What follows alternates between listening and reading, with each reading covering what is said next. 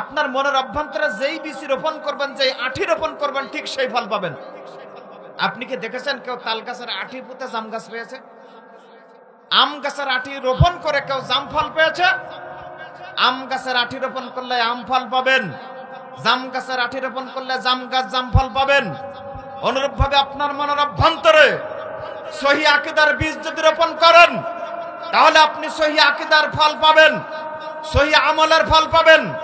আপনি যদি আপনার অন্তরে ভ্রান্ত আকীদার বীজ রোপণ করে সহি আকীদার ফল আশা করেন, কখনো আপনার ওই আমল আল্লাহ রাব্বুল আলামিন গ্রহণ করবেন না। ওই জন্য আপনার অন্তরটা আগে ঠিক করতে হবে। ওই জন্য আল্লাহ রাসূল সাল্লাল্লাহু আলাইহি সাল্লাম তিনি বললেন, বুখারীর বর্ণনা হাদিস নাম্বার 52, আল্লাহ রাসূল সাল্লাল্লাহু আলাইহি ওয়াসাল্লাম তিনি বলেন, আলা ওয়া ইন্না ফিল জাসাদি মুদগা ইযা সালাহাত সালাহাল জাসাদু কুল্লুহু ওয়া ইযা ফাসাদাত ফাসাদাল জাসাদু কুল্লুহু আলা ওয়া হিয়াল কলব। আল্লাহর নবী বিশ্বনবী মুহাম্মদ সাল্লাল্লাহু আলাইহি সাল্লাম বলেন, সাবধান, তোমরা জেনে রাখো, মানুষের শরীরের মধ্যে একটা টুকরা রয়েছে, একটা টুকরা। এই টুকরাটা যদি নষ্ট হয়ে যায় তাহলে সবকিছু নষ্ট হয়ে যাবে। টুকরাটা যদি ভালো থাকে তাহলে সবকিছু ভালো থাকবে। টুকরাটা যদি পচে যায় তাহলে সবকিছু পচে যাবে, সবকিছু নষ্ট হয়ে যাবে। আলা ওয়াহিয়াল কলব, হে পৃথিবীর মানুষেরা তোমরা শুনে রাখো, সেটা হলো মানুষের কলব তথা অন্তর। সুবহানাল্লাহ। আপনার অন্তর যদি পচে যায় সব পচে যাবে, অন্তর যদি নষ্ট হয়ে যায় সবকিছু নষ্ট হয়ে যাবে। অন্তর যদি ঠিক থাকে, অন্তর যদি ভালো থাকে, অন্তর যদি পরিশুদ্ধ থাকে, আপনার সব পরিশুদ্ধ থাকে। বলেন সুবহানাল্লাহ। 22তম বার্ষিক ওয়াজ মাহফিল, স্থান মসগুনি দরবাডাঙ্গা আহলে হাদিস ঈদগাহ ময়দান। উক্ত ওয়াজ মাহফিলের সম্মানিত সভাপতি আমার খুব কাছের প্রিয় মানুষ, আমাদের এলাকাতে চাকরি করেন গড়ালিতে, আমার খুব খুব প্রিয় মানুষ। এবং উপস্থিত আছেন মাননীয় পরিচালক, বিশেষ করে আমাদের প্রধান অতিথি কেন্দ্রীয় সাংগঠনিক সম্পাদক, উনিও আমার খুব প্রিয় মানুষ। উনি কথা বলছিলেন, খুব উত্তম এবং সুন্দর কথা বলছিলেন। আল্লাহ রাব্বুল আলামিন মুহতারামকে উত্তম জাযা, উত্তম প্রতিদান আল্লাহ দান করে, আল্লাহুম্মা আমিন। উপস্থিত আছেন অন্যান্য উলামায়ে কেরাম, বিশেষ করে আন্তর্জাতিক খ্যাতিসম্পন্ন আলেমে দ্বীন জনাব শেখ আমানুল্লাহ বিন ইসমাইল আল মাদানী। আপনারা অধীর আগ্রহে বসে আছেন ওনার বক্তৃতা শোনার জন্য। উপস্থিত আছেন অন্যান্য উলামায়ে কেরাম আর সুধী মণ্ডলী, দূর দূরান্ত থেকে আগত সমাগত ভক্তিভাজন মুরব্বানে কেরাম, সমবয়স্ক বন্ধুবর্গ, স্নেহের বয়কনিষ্ঠ ভ্রাতৃ ও শ্রোতৃমণ্ডলী, জবানিকার অন্তরালে অদূরে সুদূরে শ্রদ্ধাস্পদিনী স্নেহাশিস মা ও ভগ্নীবৃন্দ, শুরুতেই সমস্ত প্রকার প্রশংসা জ্ঞাপন করব কার? কিছু মানুষ বলেছেন আর কিছু মানুষ বলেনি, মনে মনে বলেছেন মনে হয়। আমাদের কথা বলার শক্তি কে দিয়েছেন? দেখার শক্তি। ওইজন্য কবি বলেন, আল্লাহ হলেন বিরাট দাতা, দানের সীমা নাই, এই চোখ দিল তাই দুনিয়াটারে দেখতে মোরা পাই। ঠিক না? আল্লাহ হলেন দয়ার সাগর, অসীম দয়া তার, এই কান দিল তাই শুনতে পেলাম আজান শুনিবার। অসীম গুণের আল্লাহ তিনি, গুণের কি শেষ আছে, এই কথা বলার শক্তি মোরা পেয়েছি তার কাছে। আল্লাহ তোমায় সৃষ্টি করলেন তাহার ইচ্ছা মতো, এই কলকবজা সেট না করলে চলতে পারতে না তো। ডান হাতের কোন হইতে যদি কবজা না থাকিত, এই হাত কানে মোর মুখের ভেতর কেমনে খাদ্য দিতাম। ঠিক না? সম্মানিত উপস্থিতির জন্য প্রশংসা জ্ঞাপন করবে একমাত্র আল্লাহর। আলহামদুলিল্লাহ। শতকোটি দরুদ সালাত সালাম রহমত বর্ষিত হোক বিশ্বনবী নবী মুহাম্মদ রাসূলুল্লাহ, সবাই বলে সাল্লাল্লাহু আলাইহি ওয়াসাল্লামের প্রতি। আল্লাহুম্মা সাল্লি আলাইহি, আল্লাহুম্মা বারিক আলাইহি। সম্মানিত উপস্থিতি, আমার বক্তব্যের বিষয় হলো আকীদা তথা দৃঢ় বিশ্বাস।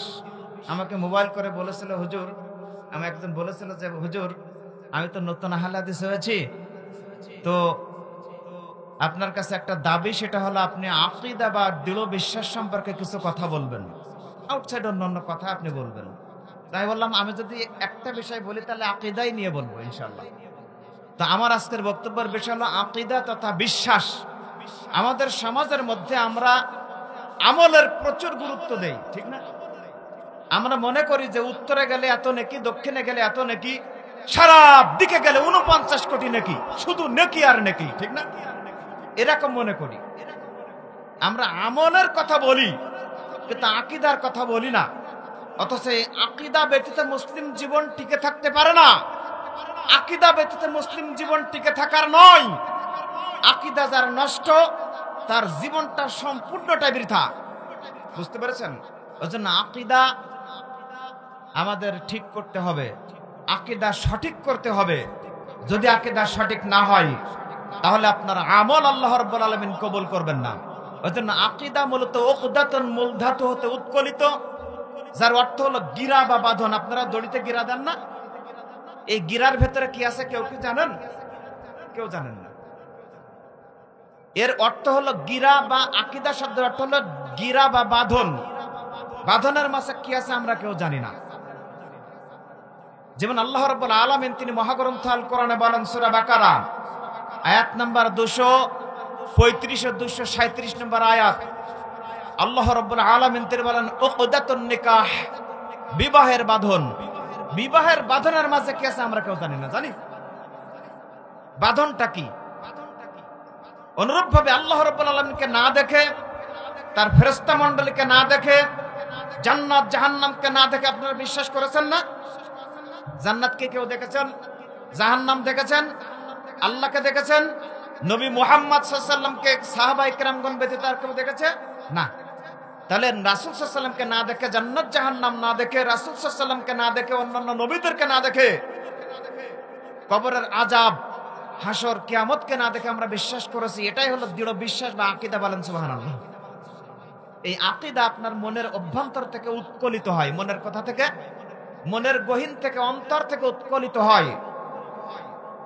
যেমন আল্লাহ রাব্বুল আলামিন তিনি মহাগ্রন্থ আল কোরআনে এবং রাসূল সাল্লাল্লাহু আলাইহি ওয়াসাল্লাম তিনি হাদিসে বিভিন্ন ভাবে বর্ণনা করেছেন। বিশেষ করে বুখারীর প্রথম হাদিস, মিশকাতের প্রথম নম্বর হাদিস, আল্লাহ রাসূল সাল্লাল্লাহু আলাইহি ওয়াসাল্লাম তিনি বলেন, ইন্নামাল আ'মালু বিন্নিয়াত। মানুষের আমল মূলত নিয়াতের উপর নির্ভরশীল। কিসের উপর? নিয়াত। নিয়াত যার যেমন, তার আমল তেমন হবে। মানুষের আমল মূলত নিয়াতের উপর নির্ভরশীল। নিয়াত মূলত নাওয়া শব্দ হতে উৎকলিত। কি শব্দ? আমার সঙ্গে একটু কথা বলতে হবে। নিয়াত মূলত নাওয়া শব্দ হতে উৎকলিত। এই নাওয়া শব্দের অর্থ হলো বিসি বা আঠি। বিসি, বিসি বলছেন না? বিসি বা আঠি, আঠি বলে, কেউ আঠি বলে, আমাদের বিসি বলে। বুঝতে পেরেছেন? তার নাওয়া শব্দটি অর্থ হলো বিসি বা আঠি। আপনার মনের অভ্যন্তরে যেই বিসি রোপণ করবেন, যেই আঠি রোপণ করবেন, ঠিক সেই ফল পাবেন। আপনি কি দেখেছেন কেউ তাল গাছের আঠি পুঁতে জাম গাছ পেয়েছে? আম গাছের আঠি রোপণ করে কেউ জাম ফল পেয়েছে? আম গাছের আঠি রোপণ করলে আম ফল পাবেন, জাম গাছের আঠি রোপণ করলে জাম গাছ জাম ফল পাবেন। অনুরূপভাবে আপনার মনের অভ্যন্তরে সহি আকীদার বীজ যদি রোপণ করেন, তাহলে আপনি সহি আকীদার ফল পাবেন, সহি আমলের ফল পাবেন। আপনি যদি আপনার অন্তরে ভ্রান্ত আকীদার বীজ রোপণ করে সহি আকীদার ফল আশা করেন, কখনো আপনার ওই আমল আল্লাহ রাব্বুল আলামিন গ্রহণ করবেন না। ওই জন্য আপনার অন্তরটা আগে ঠিক করতে হবে।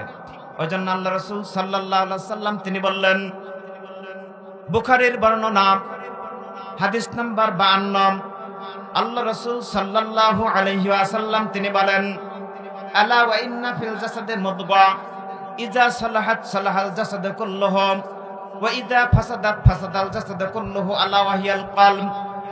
আল্লাহর নবী বিশ্ব নবী মুহাম্মদ সাল্লাল্লাহু আলাইহি ওয়াসাল্লাম বলেন, সাবধান, তোমরা জেনে রাখো, মানুষের শরীরের মধ্যে একটা টুকরা রয়েছে, একটা টুকরা। এই টুকরাটা যদি নষ্ট হয়ে যায় তাহলে সবকিছু নষ্ট হয়ে যাবে।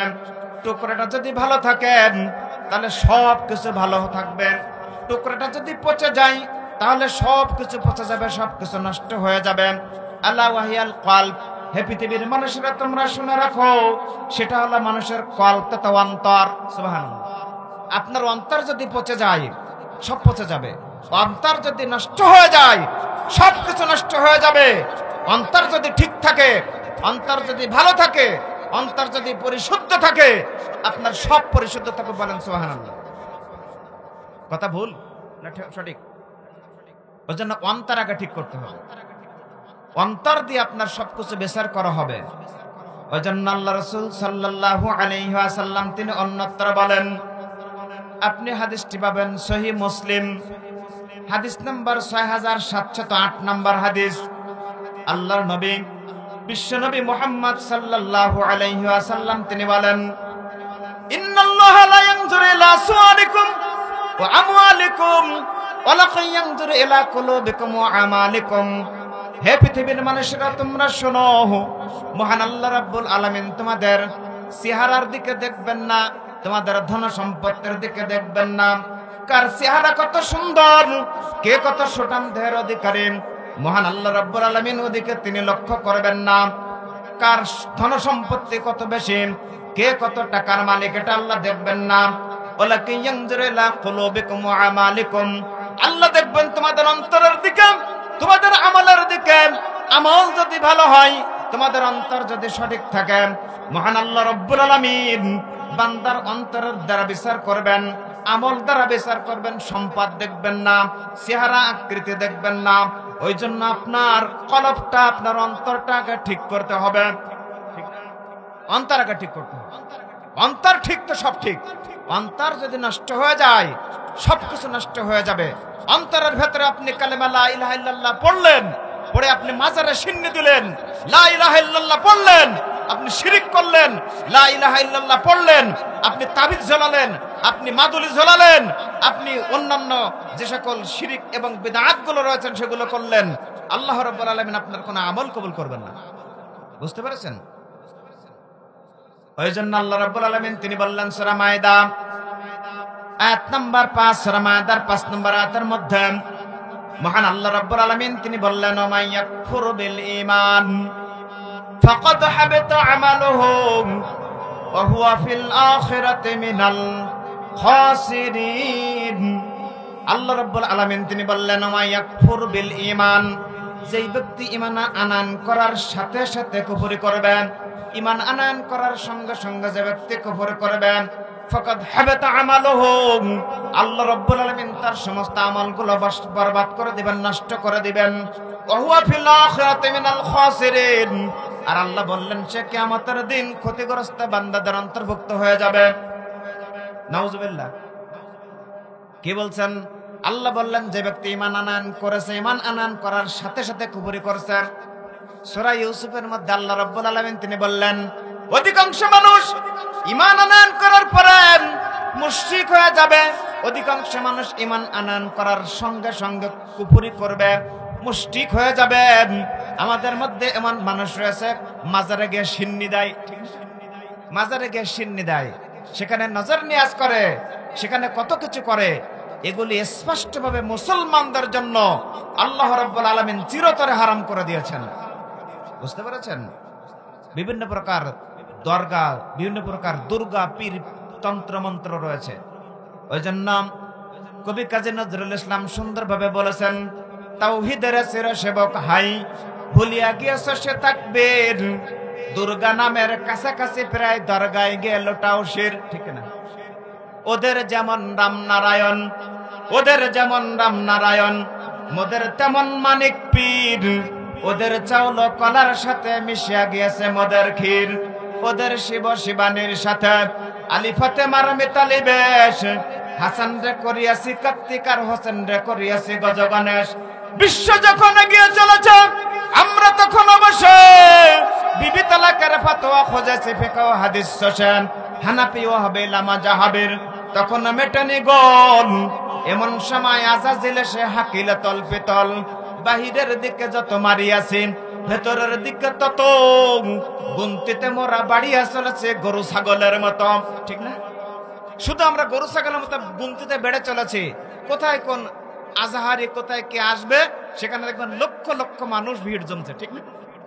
তাদেরকে যদি বলা হয় আপনি শিরিক সম্পর্কে 1 ঘন্টা আলোচনা করেন, বিদআত সম্পর্কে 1 ঘন্টা আলোচনা করেন, তাওহীদ সম্পর্কে 1 ঘন্টা আলোচনা করবেন, তাহলে তাদের জনপ্রিয়তা শেষ।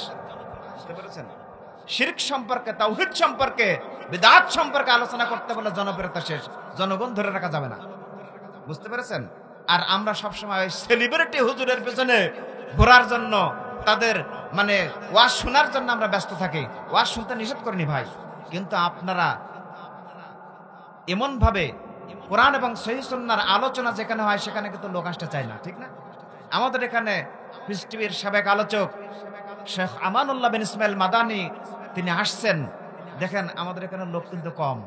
এখানে যদি আমরা একটা অন্য কোনো সিস্টেমের আয়োজন করতাম, গান মানে ভিসিআর বা অন্য কোনো সিস্টেমের আয়োজন করতাম, তাহলে লোক জায়গা দিয়ে পারা যেত না, ঠিক না? তারপরে আলহামদুলিল্লাহ অতি শীতের মধ্য দিয়ে আপনারা কিছু লোক এসেছেন, এই জন্য আপনাদেরকে আল্লাহ রাব্বুল আলামিনের পক্ষ থেকে আপনাদের জন্য দোয়া করি, আল্লাহ আপনাদের উত্তম যা উত্তম প্রতিদান দান করুক, আল্লাহুম্মা আমিন। আল্লাহু আকবার। সম্মানিত উপস্থিতি, তো বলছিলাম যে আল্লাহ রাব্বুল আলামিন তিনি আমাদেরকে বলেছেন, স্পষ্ট ভাষায় বলেছেন, তোমরা কিছু মানুষ আছে যারা ঈমান আনয়ন করার সাথে সাথে কুফরি করবে। এই যারা কুফরি করবে তাদের সমস্ত আমলগুলো আল্লাহ নষ্ট করে দিবেন। ওয়া ফিল আখিরাতি মিনাল খাসিরিন, আল্লাহ বললেন তারা পরকালীন জীবনে ক্ষতিগ্রস্ত বান্দাদের অন্তর্ভুক্ত হিসেবে গণ্য হবেন। ওই জন্য শরীয়ত বিধিবিধান অনুযায়ী কোরআন এবং সহিহ হাদিস অনুযায়ী বলা হলো, কোরআন এবং সহিহ হাদিস অনুযায়ী যাদের আমল সঠিকভাবে পরিচালিত হবে না, সঠিক আকীদা অনুযায়ী যাদের আমল আল্লাহ রাব্বুল আলামিনের দরবারে উপস্থাপন করতে পারবে না, মহান আল্লাহ রাব্বুল আলামিন তাদের কোন আমলগুলো তিনি কবুল করবেন না। তখনই আমল কবুল করবেন যখন আমলগুলো সহিহ আকীদার মাধ্যমে প্রকাশিত হবে। বলেন সুবহানাল্লাহ। ওই জন্য শেখ আব্দুল আজিজ আব্দুল্লাহ বিন বাজ রাহমাতুল্লাহ আলাইহি তার আল আকীদাতুস সহিহা ওয়া মা জাদ্দুহা এই গ্রন্থের ভূমিকায় 3 পৃষ্ঠায় তিনি উল্লেখ করেছেন, আল আকীদাতুস সহিহা হিয়া আসলুন দীনুল ইসলাম ওয়া উসাসিল মিল্লাহ। সহিহ আকীদা হলো দ্বীন ইসলামের মূল এবং মুসলিম মিল্লাতের সুদৃঢ় ভিত্তি। সহিহ আকীদা হলো দ্বীন ইসলামের মূল এবং সহিহ আকীদা হলো দ্বীন ইসলামের মূল এবং মুসলিম মিল্লাতের সুদৃঢ় ভিত্তি। ওই জন্য সহিহ আকীদা ব্যতীত আল্লাহ রাব্বুল আলামিন আপনার আমল কবুল করবেন না। ওই জন্য আল্লাহ রাসূল সাল্লাল্লাহু আলাইহি ওয়াসাল্লাম তিনি বলেন, নাসাঈর বর্ণনা, মিশকাত হাদিস নাম্বার 3140, ইন্নাল্লাহা লা ইয়াকবালু মিনাল আমাল ইল্লা মা কানা লাহু খালিসান ওয়াবতাগি বিহি ওয়াজহুহু। বিশ্বনবী মুহাম্মদ সাল্লাল্লাহু আলাইহি ওয়াসাল্লাম তিনি বলেন, নিশ্চয় আল্লাহ রাব্বুল আলামিন কোন আমল কবুল করবেন না, ওই ব্যক্তির আমলগুলো আল্লাহ কবুল করবেন না যার মধ্যে একনিষ্ঠতা নাই, মহান আল্লাহ রাব্বুল আলামিনের প্রতি খুলুসিয়াত নাই এবং আল্লাহর সন্তুষ্টি যাদের নাই, মহান আল্লাহ রাব্বুল আলামিন তাদের আমলগুলো কবুল করবেন না। ওই জন্য আল্লাহ রাসূল সাল্লাল্লাহু আলাইহি সাল্লাম তিনি স্পষ্টভাবে তিনি আমাদেরকে বলেছেন, তোমরা যে আমলগুলো করবা সে আমলের মধ্যে একনিষ্ঠতা থাকতে হবে, একাগ্রতা থাকতে হবে।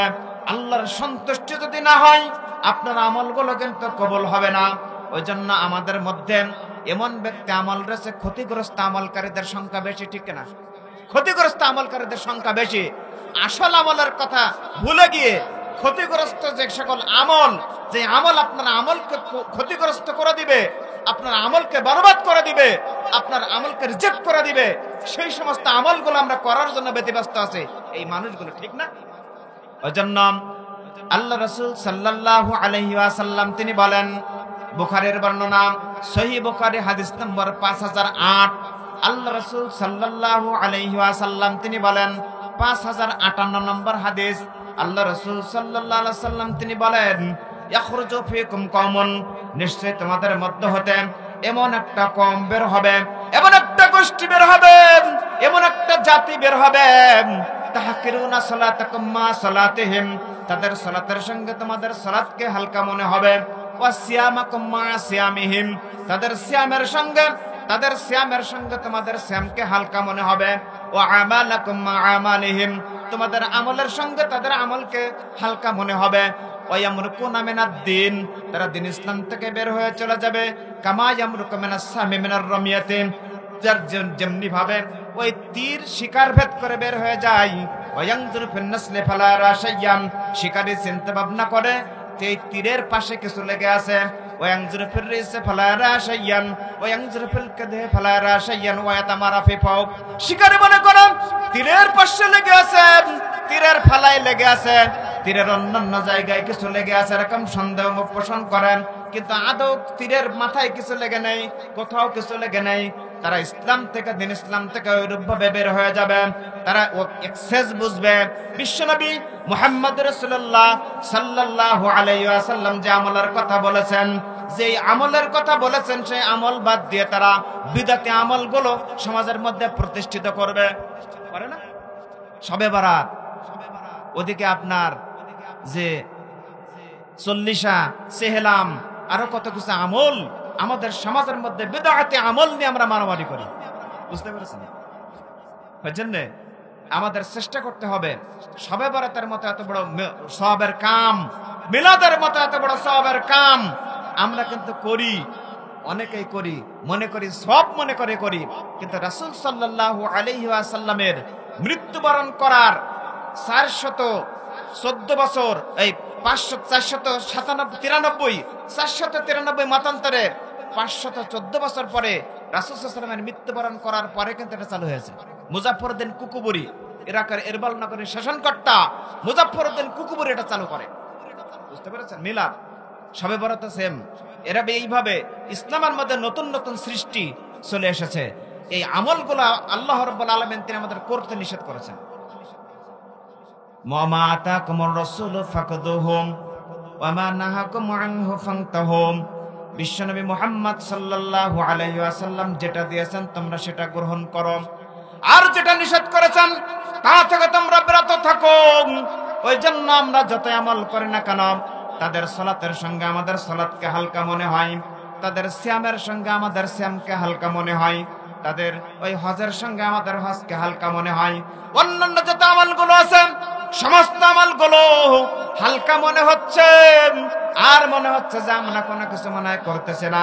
কিন্তু তারা এমন ভাবে এক্সেস করছে, মাগরিবের পরে 6 রাকাত, মাগরিবের পরে 6 রাকাত সালাতুল আওয়াবিনের কোনো স্পষ্ট সহিহ দলিল নাই, অথচ সালাতুল আওয়াবিন আল্লাহ রাসূল সাল্লাল্লাহু আলাইহি ওয়াসাল্লাম তিনি পড়তে বলেছেন সালাতুল জুহা, সালাতুল সাষ্টের সালাত সালাতুল আওয়াবিন, সাষ্টের সালাত সালাতুল জুহা, এই সালাতটি পড়তে বলেছেন। কিন্তু আমরা সেই সিস্টেম চলে নিয়ে এসেছি, আমরা নিয়ে এসেছি মাগরিবের পরে 6 রাকাত সালাতুল আওয়াবিন পড়তে হবে। নাউজুবিল্লাহ। এগুলো কিন্তু আসলে ভুয়া দলিল, ভুয়া হাদিস। এই হাদিস দিয়ে আমরা ভুয়া আমল করতে চাই। এই আমলগুলো যখন আমরা করব, তখন আমরা দিন ইসলাম থেকে ওইরূপ ভাবে বের হয়ে যাব যেমনি ভাবে তীর শিকার ভেদ করে বের হয়ে গেছে। শিকারী মনে করছে তার তীরের পাশে, তীরের ফালায়, তীরের মাথায় কিছু লেগে আছে, আসলে আসলে কিন্তু কিছু লেগে নেই। বুঝতে পেরেছেন? আল্লাহ সুবহানাহু ওয়া তাআলা সম্পর্কে আমাদের সঠিক ধারণা নেই, রাসূল সাল্লাল্লাহু আলাইহি সাল্লাম সম্পর্কে সঠিক ধারণা নেই। রাসূল সাল্লাল্লাহু আলাইহি সাল্লাম সম্পর্কে কত ভ্রান্ত ধারণা আমরা সমাজের মধ্যে পোষণ করি, আল্লাহ সম্পর্কে কত ভ্রান্ত ধারণা সমাজের মধ্যে আমরা পোষণ করি। এই ভ্রান্ত ধারণা পোষণ করে আমরা দাড়ি, জুব্বা, টুপি পরে সমাজের মধ্যে আমরা চলতেছি, অথচ তার সঠিক দলিল, সহি দলিল আছে কিনা এটা আমরা জানার চেষ্টা করি না। আসুন আল্লাহ রাব্বুল আলামিন এর সম্পর্কে কয়েকটা ধারণার কথা বলি। মহান আল্লাহ রাব্বুল আলামিন তিনি নিরাকার সত্তা না সাকার সত্তা? আপনারা বলেন। কে আপনাদের বইতে লেখা আছে আল্লাহ রাব্বুল আলামিন তিনি নিরাকার সত্তা, তার কোনো আকার নেই, হাত পা, অন্যান্য চোখ বা অন্যান্য যে কথাগুলো আছে সবগুলো নাকি কুদরত। বুঝতে পেরেছেন? কুদরত। নাউজুবিল্লাহ। কিন্তু ইমাম আবু হানিফা রাহমাতুল্লাহ আলাইহি তার ফিকহুল আকবার 66 এবং 67 নম্বর পৃষ্ঠায় তিনি উল্লেখ করেছেন, তার স্বরচিত আকীদা বিষয়ক গ্রন্থ, কে? ইমাম আবু হানিফা রাহমাতুল্লাহ আলাইহি তার ফিকহুল আকবারের 66 এবং 67 নম্বর পৃষ্ঠায় তিনি উল্লেখ করেছেন। কি উল্লেখ করেছেন? তিনি বলছেন যে আল্লাহ রাব্বুল আলামিনের হাত, আল্লাহ রাব্বুল আলামিনের চেহারা, মহান আল্লাহ রাব্বুল আলামিনের যেই মুখমণ্ডল আছে, এগুলি মহাগ্রন্থ আল কোরআনে যেভাবে উল্লেখ করা হয়েছে ঠিক সেভাবে আমাদের বিশ্বাস করতে হবে। সুবহানাল্লাহ। বিষয়টা পরবর্তীতে আসছি, অথচ স্পষ্ট কোরআনের আয়াত, বিভিন্ন হাদিস দ্বারা প্রমাণিত হয় আল্লাহ রাব্বুল আলামিনের হাত আছে, ঠিক না? আমাদের একটা বাচ্চা এখানে আলোচনা করছিল, এই বিষয়টা নিয়ে আলোচনা করছিল, আলহামদুলিল্লাহ খুব ভালো আলোচনা করছিল। কে? আসাদুল্লাহ আল গালিব না? আসাদুল্লাহ আল গালিব ছোট ভাই আলোচনা করতেছিল। তো সম্মানিত উপস্থিতি, আল্লাহ রাব্বুল আলামিনের যে হাত আছে তার কয়েকটা প্রমাণ, কিন্তু একটা বিষয় সবসময় মনে রাখবেন, সূরা শূরা আয়াত নম্বর 11, সূরা শূরার 11 নম্বর আয়াতের মধ্যে মহান আল্লাহ রাব্বুল আলামিন তিনি বলছেন, লাইসা কামিসলিহি শাইউন। আল্লাহ রাব্বুল আলামিনের যে এই হাত, চোখ, মুখমণ্ডলের কথা উল্লেখ আছে, কোনো কিছুর সঙ্গে সাদৃশ্য নাই, কারোর সঙ্গে তুলনা করা যাবে না। যখনই তুলনা করবেন তখনই আপনি অন্য খাদে গিয়ে পড়বেন, বুঝতে পেরেছেন? অন্য খানায়, খানা বুঝেন, অন্য ড্রেন নর্দমায় গিয়ে পড়বেন। ওজন্য সব সময় চেষ্টা করতে হবে, আল্লাহ যেমন তার হাত তেমন, আল্লাহ যেমন তার চক্ষু তেমন, কিন্তু কুদরত না, কুদরত না, বুঝতে পেরেছেন? ওজন্য আল্লাহ রাব্বুল আলামিন তিনি তার নিজের পরিচয় নিজেই বর্ণনা করেছেন। মহান আল্লাহ রাব্বুল আলামিন তিনি বলেন সূরা মায়দা আয়াত নাম্বার 66, ওয়াকালাতিল ইয়াহুদু ইয়াদুল্লাহ মাগলুলাম গুল্লাত আইদিহিম ওয়া লুইনু বিমা ক্বালু বাল ইয়াদাহু মাবসুতাতান। আল্লাহ বললেন, ইহুদিরা বলল মহান আল্লাহ রাব্বুল আলামিনের দুই হাত বন্ধ হয়ে গেছেন। আল্লাহ বললেন, না না, বরং তাদের হাত বন্ধ হয়ে গেছে। আর এই কথা বলার কারণে তাদের উপর আল্লাহ রাব্বুল আলামিনের গজব প্রাপ্ত হয়েছে, গজব বর্ণিত হয়েছে, গজব বর্ষিত হয়েছে। এই কথা বলার কারণে আল্লাহ রাব্বুল আলামিনের পক্ষ থেকে তাদের উপর গজব। আল্লাহ বললেন, বালিয়াদাহু মাবসুতাতান, বরং আল্লাহ রাব্বুল আলামিনের দুই হাত প্রসারিত। বলেন সুবহানাল্লাহ। দুই হাত কি? প্রসারিত। বিশ্বনবী মুহাম্মদ সাল্লাল্লাহু আলাইহি ওয়াসাল্লাম তিনি বলেন, মুসলিমের বর্ণনা, মিশকাত হাদিস নাম্বার 2329 নম্বর হাদিস লিখে নিতে পারেন, কোট করে নিতে পারেন। মিশকাতের 2329 নম্বর হাদিসের মধ্যে আল্লাহ রাসূল সাল্লাল্লাহু আলাইহি ওয়াসাল্লাম তিনি বলেন, ইন্নাল্লাহা ইয়াবসুতু ইয়াদাহু বিল-লাইল লিয়াতবা মাসিহুন নাহার ওয়া ইয়াবসুতু ইয়াদাহুন নাহার লিয়াতবা মাসিহুল লাইল হাত্তা তাতলু আশ-শামসু মিন মাগরিবিহা। বিশ্বনবী তিনি বললেন, নিশ্চয় আল্লাহ রাব্বুল আলামিন দিনের বেলায় তার দুই হাত প্রসারিত করে দেন রাত্রে পাপকারীর জন্য, যারা রাত্রে পাপ করেন, রাত্রে পাপকারীর ক্ষমা করার জন্য আল্লাহ রাব্বুল আলামিন তিনি দিনের বেলায় তার দুই হাত প্রসারিত করে দেন। আল্লাহ রাব্বুল আলামিন দিনে পাপকারীর জন্য রাত্রে বেলায় তার দুই হাত প্রসারিত করে দেন, দিনে পাপকারীর জন্য রাত্রে বেলায় হাত প্রসারিত করে দেন। আবার দিনে পাপকারীর জন্য রাত্রে বেলায়, রাত্রে পাপকারীর জন্য দিনের বেলায়, দুই সময় আল্লাহ রাব্বুল আলামিন তার দুই হাত প্রসারিত করে দিয়ে বলতে থাকেন, আদম সন্তান তোমরা আমার কাছে ক্ষমা প্রার্থনা করো, আমি আল্লাহ রাব্বুল আলামিন তোমাদেরকে ক্ষমা করে দেওয়ার জন্য প্রস্তুত আছে। বলেন সুবহানাল্লাহ। আছেন না?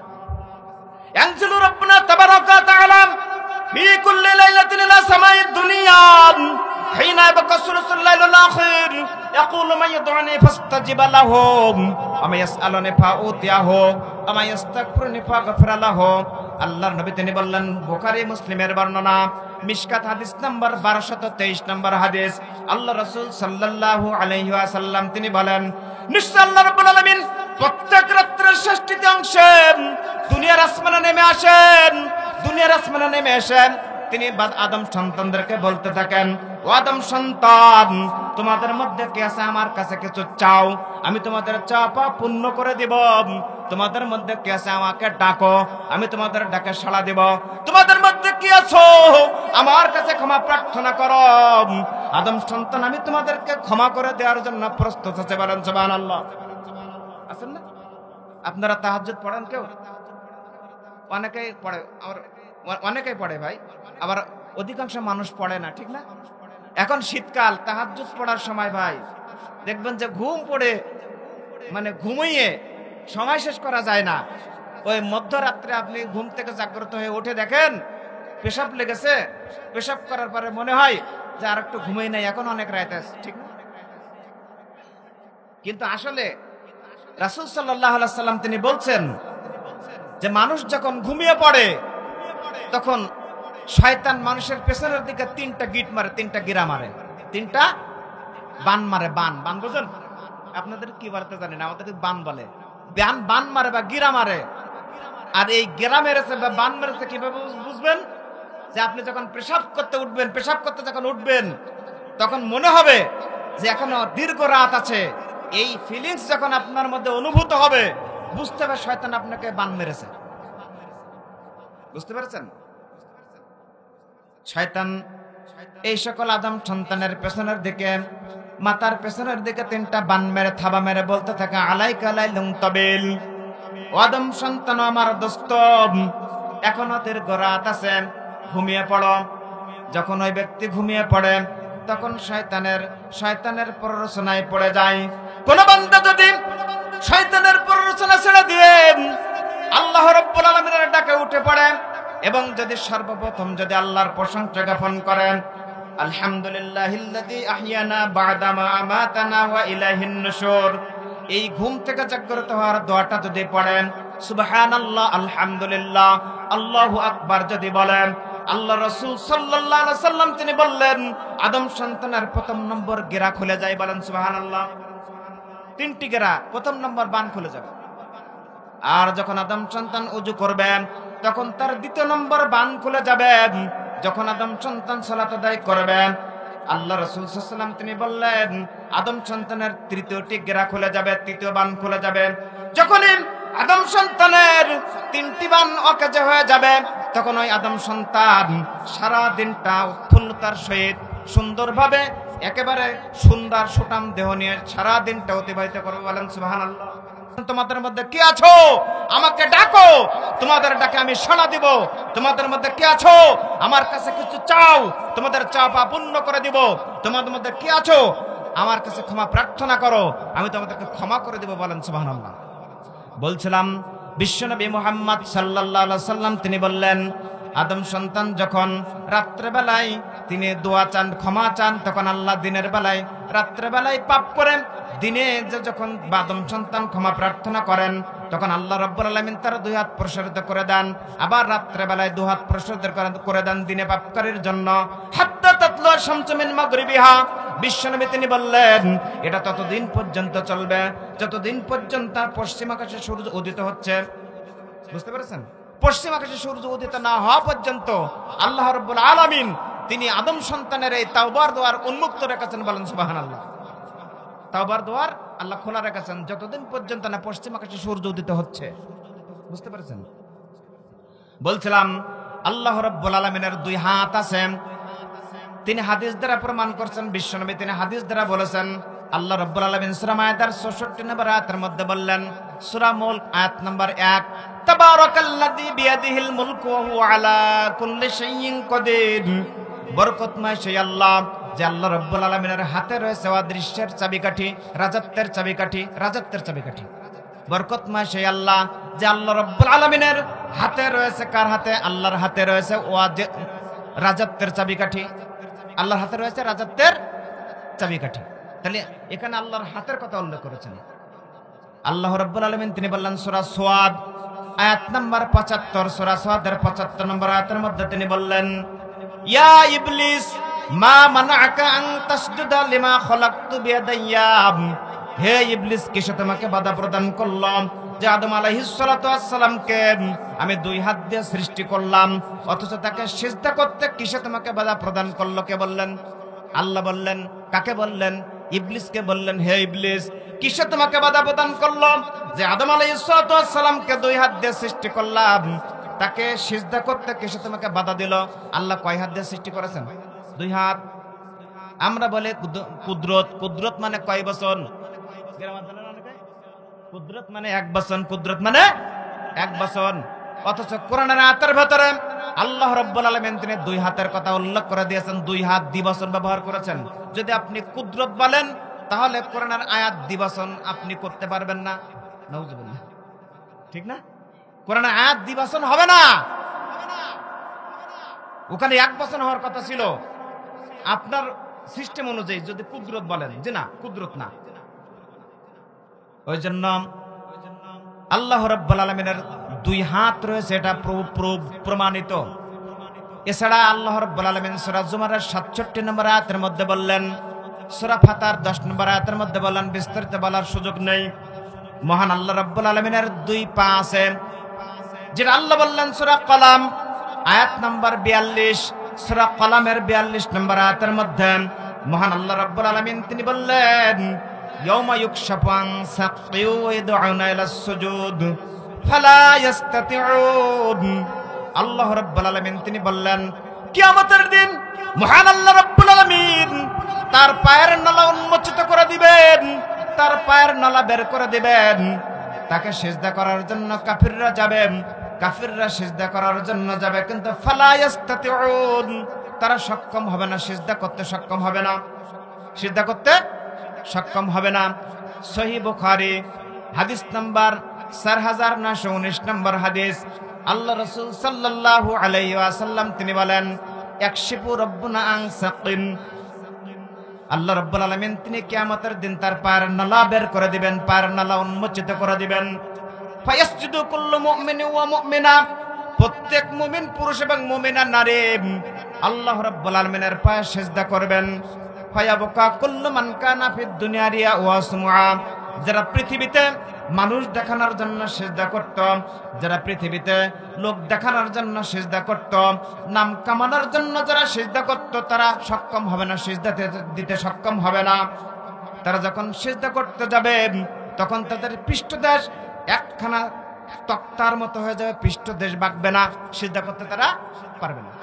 বুঝতে পেরেছেন? যারা পৃথিবীতে নাম কামানোর জন্য মানুষ দেখানোর জন্য সিজদা করত, তারা সিজদা দিতে সক্ষম হবে না, তাদের পৃষ্ঠদেশ একখানা তক্তার মতো হয়ে যাবে। ওয়াইউদু জহরাহু তাবাকা ওয়াহিদা, তাদের পৃষ্ঠদেশ একখানা তক্তার মতো হয়ে যাবে। আল্লাহ রাসূল সাল্লাল্লাহু আলাইহি ওয়াসাল্লাম তিনি বলেন, সহিহ বুখারী হাদিস নম্বর 7384, সহিহ বুখারীর 7384 নম্বর হাদিসের মধ্যে আল্লাহ রাসূল সাল্লাল্লাহু আলাইহি ওয়াসাল্লাম তিনি বলেন, লা ইয়াযালু আল-কাফিহা সুম্মা তাকুলু হাল মিন মাজিদ। যখন আল্লাহ রাব্বুল আলামিন জাহান্নামের ভেতরে জাহান্নামীদের অনবরত নিক্ষেপ করবেন, জাহান্নামের ভেতরে যখন জাহান্নামীদের অনবরত নিক্ষেপ করবেন, তখন জাহান্নাম বলবে, আল্লাহ হাল মিন মাজিদ, ও রব্বুল আলামিন আর কি কিছু আছে? আল্লাহ আর কি কিছু আছে? তখন জাহান্নাম ফাওয়াদা ফিহা রব্বুল আলামিন কদমাহু, মহান আল্লাহ রাব্বুল আলামিন তখন জাহান্নামের ভেতরে তার কদম মোবারক রাখবেন, তার পা রাখবেন। যখন পা রাখবেন, ফায়ানজাবি বাযা ইলা বায, তখন জাহান্নামের এক অংশ অপর অংশের সঙ্গে এরকম মিশে যাবে, মিশে গিয়ে বলবে, রব্বুল আলামিন তোমার ইজ্জতের কসম, কসম করে বলছি, তোমার মর্যাদার কসম, কত কত বিইজ্জতিক ওয়া কারামিক, রব্বুল আলামিন তোমার সম্মানের কসম করে বলছি, তোমার ইজ্জতের কসম করে বলছে, যথেষ্ট হয়েছে, যথেষ্ট হয়েছে, যথেষ্ট হয়েছে, আল্লাহ আর দরকার নাই, যথেষ্ট হয়েছে। তাহলে আল্লাহ রাব্বুল আলামিনের পা যদি না থাকে, জাহান্নামের ভিতরে কিভাবে রাখবেন বলেন? হ্যাঁ, আল্লাহর পা আছে না? আল্লাহর হাত আছে না? আল্লাহ রাব্বুল আলামিনের চক্ষু রয়েছে। আলকাইতু আলাইকা মুহাব্বাতাম মিন্নি ওয়ালিতুসনা আলা আইনি। আল্লাহ রাব্বুল আলামিন বললেন সূরা তাহা আয়াত নাম্বার 39, সূরা তাহার 39 নম্বর আয়াতের মধ্যে মহান আল্লাহ রাব্বুল আলামিন তিনি বললেন, যখন মুসা আলাইহিস সালাতু ওয়াস সালাম, যখন মুসা আলাইহিস সালাতু ওয়াস সালাম ফিরআউনের গৃহে লালিত পালিত হলেন, ফিরআউনের গৃহে লালিত পালিত হওয়ার পরে মহান আল্লাহ রাব্বুল আলামিন মুসা আলাইহিস সালাতু ওয়াস সালামকে ফিরআউনের গৃহে সিস্টেম করে তিনি ঢুকিয়ে দিয়েছিলেন, ঠিক না? জানেন না ঘটনা? ঘটনা একটুখানি বলি। যখন মুসা আলাইহিস সালাতু ওয়াস সালামের জন্মের পূর্বে ফিরআউন স্বপ্ন দেখলো যে একখণ্ড আগুন এসে তার কিপ্তি বংশধর বাড়ি ঘরগুলি জ্বালিয়ে পুড়িয়ে ছারখার করে দিচ্ছে। তখন সে জ্যোতিষীদেরকে, জাদুকরদেরকে ডাকলেন, ডেকে বললেন, ও জ্যোতিষী জাদুকরেরা, তোমরা বলে দাও, আমি ফিরআউন এই স্বপ্ন দেখেছি, স্বপ্নের তাবির, স্বপ্নের ব্যাখ্যা বলো। তখন ওই জ্যোতিষী জাদুকররা বলল, আপনার সাম্রাজ্যে এমন একজন সন্তান আসতেছে, যেই সন্তান তোমার সাম্রাজ্য কেড়ে নিবে, তোমার সাম্রাজ্যে হানা দিবে। এই সন্তান কিন্তু তোমার ইজ্জত সম্মান সবকিছু কেড়ে নিবে, এরকম বললেন। তখন বললেন যে তাহলে কি করা যায়?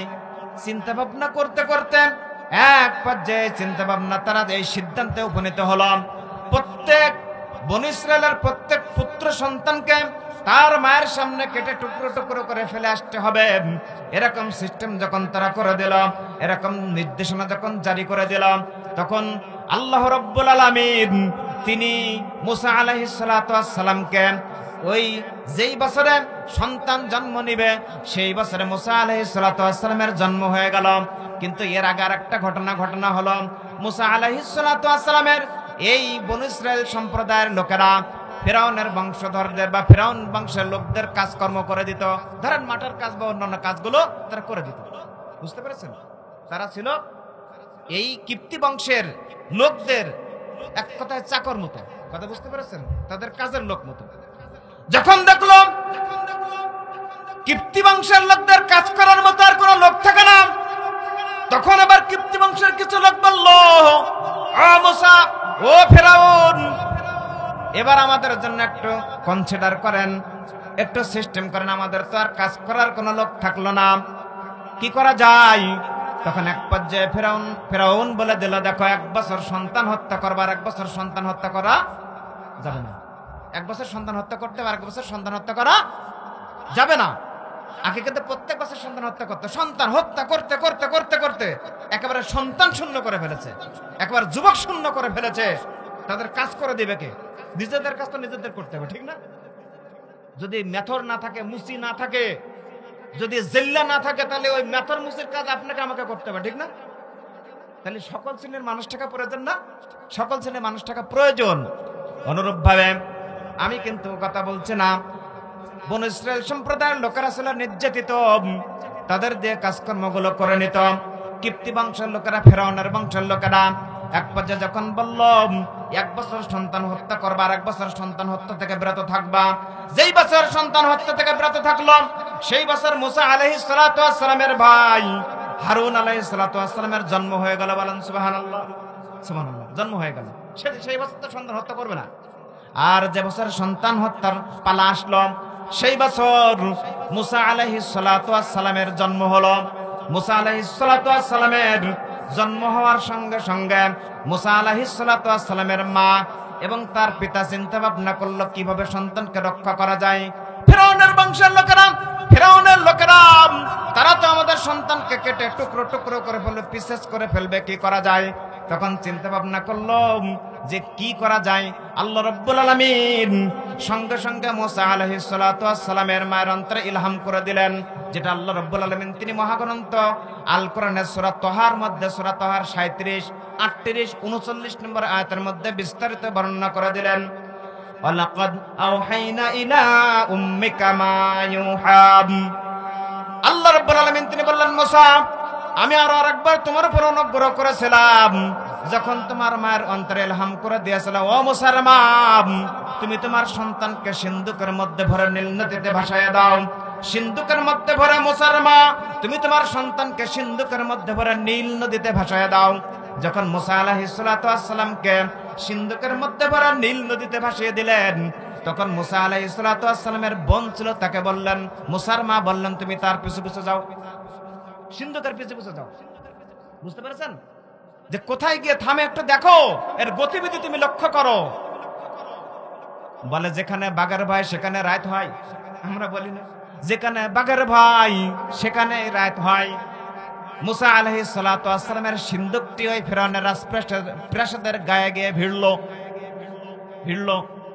এবার ফিরআউনের লোকেরা ওই সিন্ধুকটি উপরে তুলতে দেখলে ফুটফুটে সুন্দর একটা বাচ্চা। সুবহানাল্লাহ। এবার ফিরআউন বলল, এ সন্তানকে বাঁচিয়ে রাখলে চলবে না। বনী ইসরায়েলের সন্তান হত্যার ভয়ে সিন্ধুকের মধ্যে ভরে নীল নদীতে ভাসিয়ে দিয়েছে, একে মেরে ফেলতে হবে। ফিরআউনের স্ত্রী আছে বলল, ও আমার প্রাণের স্বামী গো, এই সন্তানকে হত্যা করলে চলবে না, এই সন্তান আমাদের সন্তান হিসেবে আমরা ধরে নিতে পারি, অথবা আমাদের কর্মের আমাদের কর্মে তাকে সাহায্যকারী হিসেবে আমরা ধরে নিতে পারি। স্বামী গো, তোমার কাছে একটা অনুরোধ, এই সন্তানকে হত্যা করো না। কে বলল? ফিরআউনের স্ত্রী আসিয়া বলল। আর আল্লাহ রাব্বুল আলামিন মুসা আলাইহিস সালাতু ওয়াস সালামের চেহারার মধ্যে একটা মায়াময়তা এবং কামনীয়তার একটা সিস্টেম করে দিলেন। সেই মায়াময়তা এবং কামনীয়তার কারণে ফিরআউনের অন্তরটা গলে গেল। ফিরআউন এবার তাকে হত্যা থেকে বিরত থেকে নিজের সন্তান হিসেবে প্রতিপালিত করতে লাগলো। সুবহানাল্লাহ। শুধু তাই নয়, মুসা আলাইহিস সালাতু ওয়াস সালাম এর জন্য বহু ধাত্রী নিযুক্ত করা হলো। কারোর বুকে সে মুখ দেয় না, কারোর দুগ্ধ পান করে না। এবার দুধ তো পান করাতে হবে, ছোট বাচ্চা বাঁচাতে তো হবে। মুসা আলাইহিস সালাতু ওয়াস সালামের বোন বলল, আমি তোমাদেরকে একটা ধাত্রীর সন্ধান দিতে পারি, যার বুকে মুখ দিবে, যার দুধ পান করবে মুসা আলাইহিস সালাতু ওয়াস সালাম, এই বাচ্চা তার দুধ পান করবে, তার বুকে মুখ দিবে। সঙ্গে সঙ্গে মুসা আলাইহিস সালাতু ওয়াস সালামের বোন মুসা আলাইহিস সালাতু ওয়াস সালামের মায়ের সন্ধান দিয়ে দিলেন। আল্লাহ উত্তম পরিকল্পনাকারী, ঠিক না? আল্লাহ উত্তম পরিকল্পনাকারী না? যেই ফিরআউন মারার জন্য শত শত বাচ্চাকে হত্যা করেছে, সেই বাচ্চা তার গৃহে লালিত পালিত হচ্ছে। শুধু তাই নয়, মুসা আলাইহিস সালাতু ওয়াস সালামের মায়ের পরিবারে সরকারি উপঢৌকন, সরকারি খাদ্য সামগ্রী যেতে লাগলো। সুবহানাল্লাহ। তাহলে আল্লাহ উত্তম পরিকল্পনাকারী। আপনি যতই পরিকল্পনা করেন না কেন, আল্লাহর উপরে আপনি পরিকল্পনাকারী নন। যতই আপনি পরিকল্পনা করেন, সিলেটের বুকে অন্যান্য জায়গায় আহলে হাদিসদের সভা বন্ধ করে দিতে হবে, আহলে হাদিসদের সম্মেলন বন্ধ করে দিতে হবে। যত পরিকল্পনা করবেন, আহলে হাদিসদের সংখ্যা দিন দিন বাড়তে থাকবে। বলেন সুবহানাল্লাহ, ঠিক না? আপনি কি মনে করেছেন? দিনের দাওয়াত, দিনের সহি দাওয়াত মানুষ অ্যাকসেপ্ট করছে, গ্রহণ করছে। দিনের সহি দাওয়াত মানুষ গ্রহণ করতে লাগছে। সারা পৃথিবী জুড়ে, সারা বাংলাদেশ জুড়ে, সারা মহাদেশ জুড়ে শুধু দাওয়াত গ্রহণ করে মানুষ দলে দলে হালাদিস হচ্ছে। সুবহানাল্লাহ। বুঝতে পেরেছেন? ওই জন্য আপনি যতই পরিকল্পনা করেন না কেন, কোনো কাজ হবে না। মুসা আলাইহিস সালাতু ওয়াস সালাম তিনি ফিরআউনের গৃহে লালিত পালিত হচ্ছেন। এই সময় আল্লাহ বললেন, আলকাইতু আলাইকা মুহাব্বাতাম মিন্নি ওয়ালিতুসনা আলা আইনি। শোনো মুসা, আমার চোখের সামনে তুমি ফিরআউনের গৃহে লালিত পালিত হচ্ছিলে। সুবহানাল্লাহ।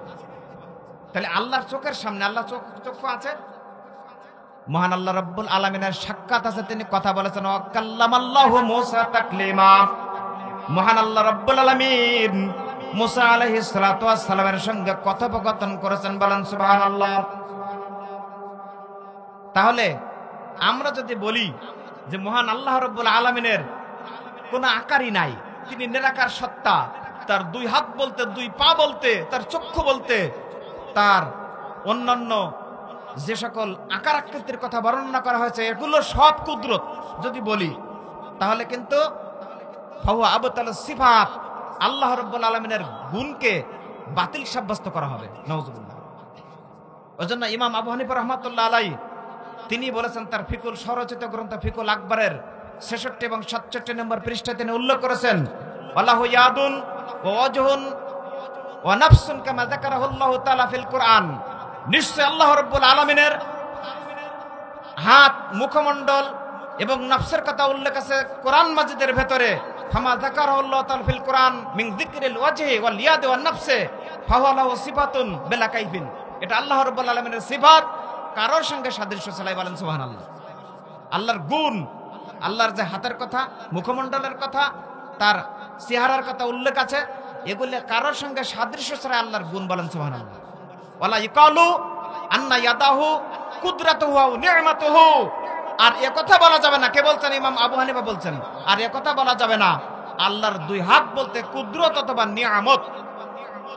অথচ আমরা বলি, আমরা যার অনুসরণ করি, যিনি আমাদের অনুসরণীয় ব্যক্তিত্ব, যাকে আমরা বড় ইমাম মনে করি, আমরা তাকে সম্মান শ্রদ্ধা করি। আহলে হাদিসরা তাদের সম্মান শ্রদ্ধা করতেছি, ইমাম শাফির কথা সম্মান করি, ইমাম হানাফির ইমাম আবু হানিফার কথা সম্মান করি, ইমাম মালিকের কথা সম্মান করি, ইমাম আহমদ ইবনে হাম্বলের কথা আমরা সম্মান করি, তাদের কথাগুলো আমরা মেনে নেই। আবু হানিফা রাহমাতুল্লাহ আলাইহি তিনি বলেছেন যে আল্লাহর দুই হাত বলতে কুদরত অথবা নিয়ামত বলা যাবে না। ফাহু আবতাল সিফাত, কারণ এদের আল্লাহ রাব্বুল আলামিনের সিফাতকে বাতিল সাব্যস্ত করা হচ্ছে। ওয়ালা ইউকালু আন্না ইয়াদাহু কুদরতুহু নি'মাতুহু, আল্লাহ রাব্বুল আলামিনের কুদরত নিয়ামত বলতে আপনি দুই হাত বলতে কুদরত নিয়ামত বলতে পারবেন না। বুঝতে পেরেছেন? সম্মানিত উপস্থিতি, তিনি আরো বলেছেন, ইমাম আবু হানিফা এই কথার ভেতরে আরো তিনি বলেছেন যে এটা হলো ওয়া কাউলুল আহলুল কদর ওয়াল ইতিজাল, এটা কাদারে এবং মুতাজিলাদের বক্তব্য। কাদের বক্তব্য? কাদারিয়া এবং মুতাজিলা। কাদারে এবং মুতাজিলা বাতিল ফিরকা। বুঝতে পেরেছেন? তারা ভ্রান্ত দল, ভ্রান্ত ফিরকা, তাদের বক্তব্য হলো এগুলি। বরং আল্লাহ রাব্বুল আলামিনের দুই হাত বলতে আপনি কুদরত নিয়ামত বলতে পারবেন না, কারণ এটা আল্লাহ রাব্বুল আলামিনের গুণ। বলেন সুবহানাল্লাহ। মহান আল্লাহ রাব্বুল আলামিনের এই আকার আকৃতি সম্পর্কে ইমাম আবু হানিফা রাহমাতুল্লাহ আলাইহি তিনি স্পষ্টভাবে বলেছেন, আল্লাহ রাব্বুল আলামিন তিনি আরশে আজিমে আছেন না সর্বত্র বিরাজমান? আরশে আজিমে আছেন। মহান আল্লাহ রাব্বুল আলামিন তিনি স্পষ্টভাবে 7টি আয়াত দ্বারা বর্ণনা করে দিয়েছেন যে আল্লাহ রাব্বুল আলামিন তিনি আরশে আজিমে আছেন। সুবহানাল্লাহ। সূরা তাহার 5 নম্বর আয়াতের মধ্যে আল্লাহ বললেন, আর রহমানু আলাল আরশিস তাওয়া, দয়াময় রহমান আল্লাহ রাব্বুল আলামিন তিনি আরশে আজিমে আছেন। বলেন সুবহানাল্লাহ। আরশে সমন্বিত। সুবহানাল্লাহ। কোথায় আছেন? আরশে সমন্বিত, আরশে আজিমে রয়েছেন। এছাড়া সূরা আরাফের 54 নম্বর আয়াত, সূরা সাজদার 4 নম্বর আয়াত, সূরা হাদীদের 4 নম্বর আয়াত সহ মোট 7টি আয়াতের ভেতরে মহান আল্লাহ রাব্বুল আলামিন তিনি বললেন, আমি সপ্ত আসমানের উপর সমন্বিত, আরশে আজিমে সমন্বিত। যে কথা আগেই বলেছি, মহান আল্লাহ রাব্বুল আলামিন তিনি দুনিয়ার আসমানে সেখান থেকে নেমে আসেন প্রত্যেক রাত্রের শেষ তৃতীয়াংশে। সুবহানাল্লাহ। এবং শুধু তাই নয়, ওই যে এক দাসীকে প্রশ্ন করা হয়েছিল, মুআব ইবনে হাকাম আস-সুলামি রাদিয়াল্লাহু তাআলা আনহু থেকে বর্ণিত, তিনি বলছেন, আমার একটা দাসী ছিল, তারা গনামান লিকেবালা উহুদ না জাওয়ানিয়া, আমার দাসীটি উহুদ এবং জাওয়ানিয়া নামক স্থানে ছাগল চরাতো। একদিন দেখলাম একটা বাঘ, একটা নেকড়ে বাঘ একটা ছাগল ধরে নিয়ে চলে গেছে। আমি আদম সন্তান হিসেবে ততটাই রাগান্বিত হলাম, অন্যান্য আদম সন্তান যেমনি ভাবে রাগান্বিত হয়, যার কারণে আমি একটা থাপ্পড় দিলাম ওই দাসীকে। বিশ্বনবী মুহাম্মদ রাসূলুল্লাহ সাল্লাল্লাহু আলাইহি ওয়াসাল্লামের কাছে আমি আসলাম। এসে আমি বিশ্বনবীর কাছে এই বর্ণনাটা করলাম, ইয়া রাসূলুল্লাহ, আমি ওই দাসীটিকে একটা থাপ্পড় মেরেছি ছাগল ধরে নিয়ে যাওয়ার কারণে বাগে। তখন বিশ্বনবী বললেন, তুমি এটা কি করলে? রাসূল সাল্লাল্লাহু আলাইহি ওয়াসাল্লাম এটা অন্যায় মনে করলেন। তখন তিনি বললেন, ইয়া রাসূলুল্লাহ সাল্লাল্লাহু আলাইহি ওয়াসাল্লাম, আমি কি এই দাসীটিকে মুক্তি করে দিব? আমি কি তাকে আজাদ করে দিব? তখন রাসূল সাল্লাল্লাহু আলাইহি ওয়াসাল্লাম তিনি বললেন, তাকে আমার কাছে নিয়ে আসো। ইতিনি বিহা, তুমি তাকে আমার কাছে নিয়ে আসো। ফাতাইতুহু বিহা, বিশ্বনবী তিনি বললেন, অতঃপর মুআব ইবনে হাকাম আস-সুলামি আমার কাছে নিয়ে আসলেন। নিয়ে আসার ফলে আমি ওই দাসীটিকে জিজ্ঞেস করলাম, আইনাল্লাহ, আল্লাহ কোথায়? তখন দাসীটি বলল, ফিস সামা, আল্লাহ আসমানে। কোথায়? আল্লাহ আসমানে। তখন তিনি বললেন, মান আনা, আমি কে? বিশ্বনবী তিনি বললেন, মান আনা, আমি কে? তখন এই দাসীটি বলল, আনতা রাসূলুল্লাহ সাল্লাল্লাহু আলাইহি ওয়াসাল্লাম, আপনি হলেন আল্লাহ রাসূল সাল্লাল্লাহু আলাইহি ওয়াসাল্লাম। তখন বিশ্বনবী মুহাম্মদ সাল্লাল্লাহু আলাইহি ওয়াসাল্লাম তিনি বললেন, তুমি তাকে আজাদ করে দাও, ফাইন্নাহা মুমিনা, কারণ এই দাসীটি হলো মুমিনা মহিলা। সুবহানাল্লাহ। তাহলে তার মুমিনা মহিলা সাব্যস্ত করা হচ্ছে আল্লাহ কোথায় বলে। সুবহানাল্লাহ। আর আমরা বলে আল্লাহ সর্বত্র বিরাজমান। বইতে লেখা আছে, আপনাদের বইতে পাতায় পাতায় লেখা আছে আল্লাহ সর্বত্র বিরাজমান। নাউজুবিল্লাহ। তাদের যুক্তি আছে, কোরআনের আয়াতের ব্যাখ্যাও আছে। কলবুল মুমিন আরশুল্লাহ, মুমিনের অন্তর নাকি আল্লাহর আরশ। বলেন নাউজুবিল্লাহ। ওই যে সূরা তাহার 5 নম্বর আয়াতে বলা হয়েছে, আর রহমান আলাল আরশিস তাওয়া, দয়াময় রহমান আরশে আজিমে সমন্বিত। তাহলে এই জাল হাদিস দ্বারা, মিথ্যা বা নট হাদিস দ্বারা প্রমাণ করতে চাচ্ছেন যে কলবুল মুমিন আরশুল্লাহ, মুমিনের অন্তর নাকি আল্লাহর আরশ। নাউজুবিল্লাহ। আর আল্লাহর আরশ, আর যেহেতু আল্লাহ আরশে থাকেন, তাহলে মুমিনের অন্তর যদি আরশ হয় তাহলে ওখানে আছেন। নাউজুবিল্লাহ। আরে সাহাবাগের বোলাগাররা তো বলেছিল, আল্লাহ বরকাতে আছে, বিকিনিতে আছে, বলেন নাউজুবিল্লাহ। তাদের কথার সঙ্গে আমরা কিভাবে এইভাবে তাদের কথার সঙ্গে সুর মিলিয়ে আল্লাহ সর্বত্র বিরাজমান বলতে পারি?